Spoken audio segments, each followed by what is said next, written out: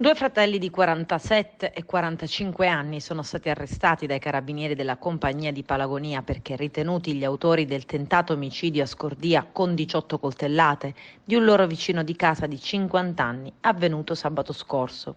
I due sono accusati di tentato omicidio in concorso.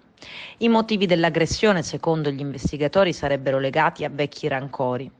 L'aggressione intorno alle 20, in contrada Rasoli del comune di Scordia, appena fuori dal centro abitato.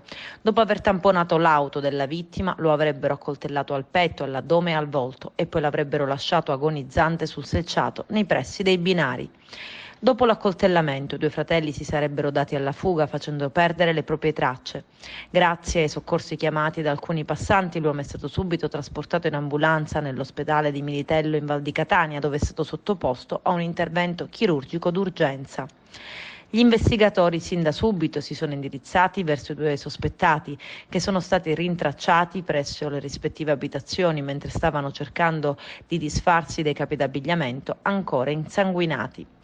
Uno di essi ha ammesso subito le proprie responsabilità rispetto ai fatti, coinvolgendo anche altre persone.